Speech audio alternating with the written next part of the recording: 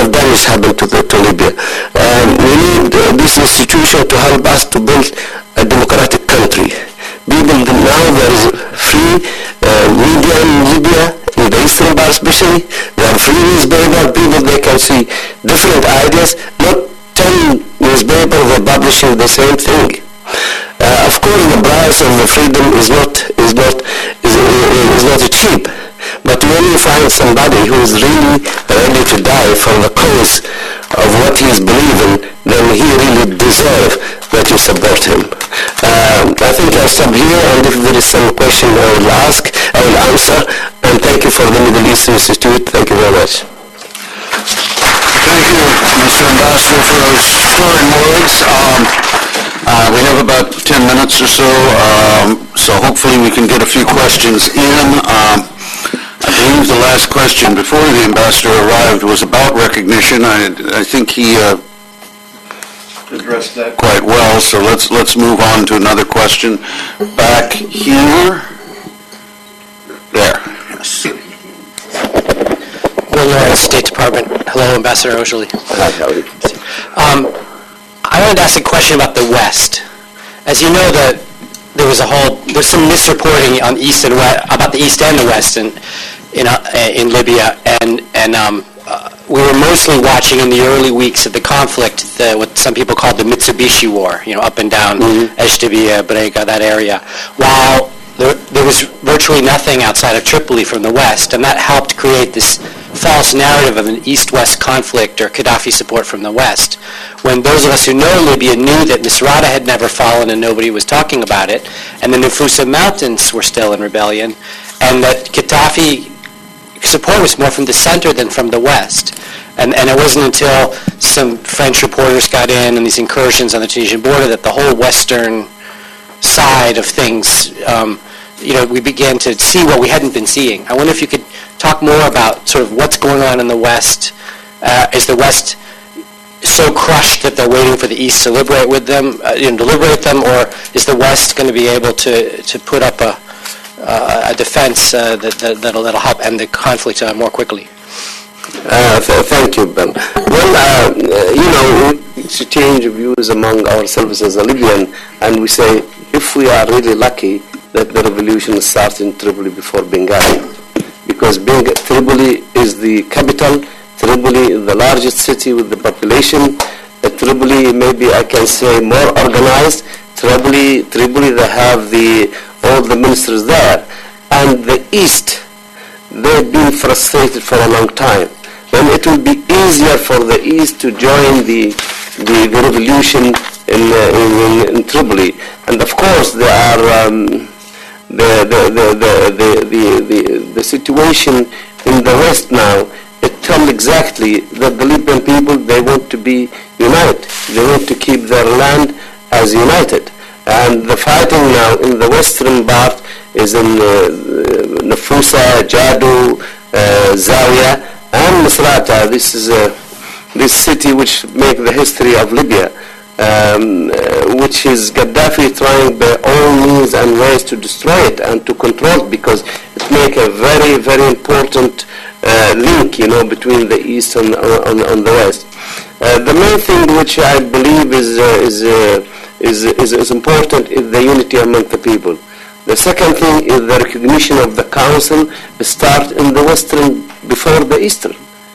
And this can tell you that how much the people they are committed to their unity. But the situation, of course, is still difficult, still serious. Gaddafi is still attacking, but not as it used to be. We need more strike of the NATO to keep Gaddafi's forces away from the people. Now, also I can say that Gaddafi is defection from his government. It is happening.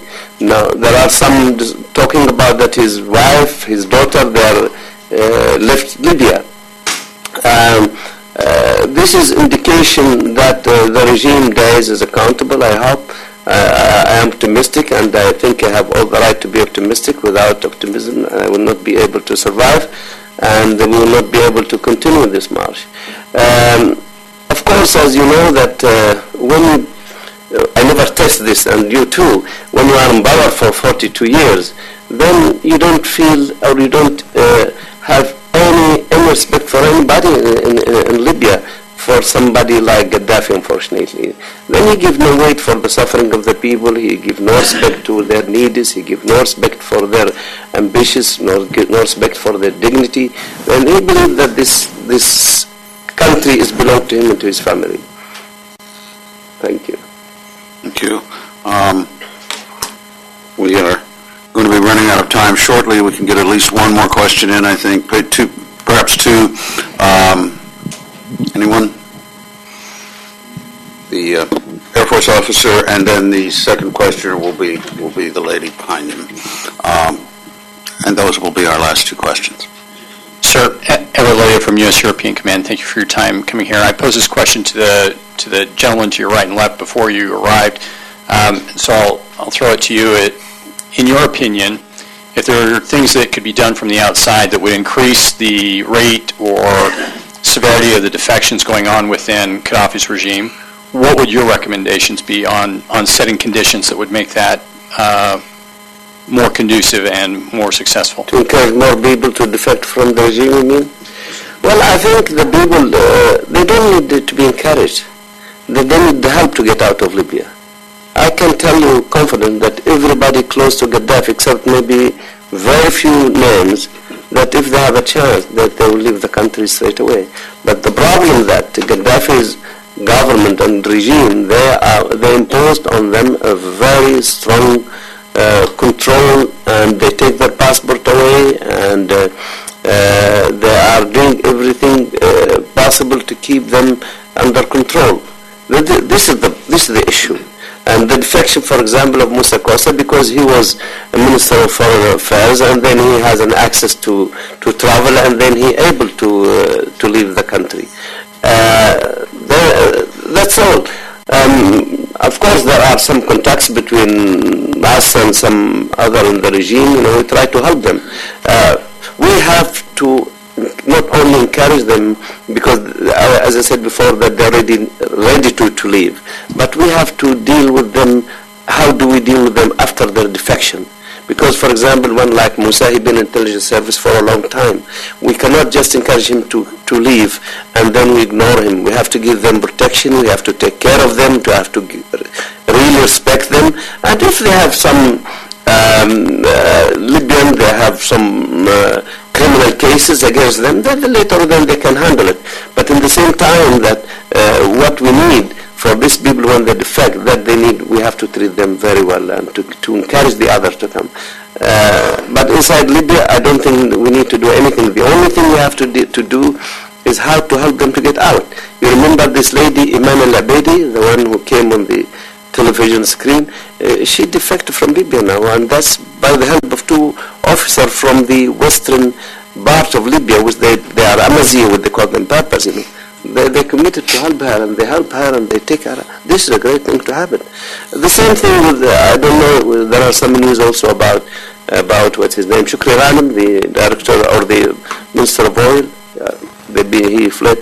Then two things, that if we can help them to get out of Libya, but you don't need to persuade them. I believe that everybody there is just want to get rid of that situation, but how do we help them to get out, and how we treat them? And everybody being defected, I think, has been treated very well, including Musa.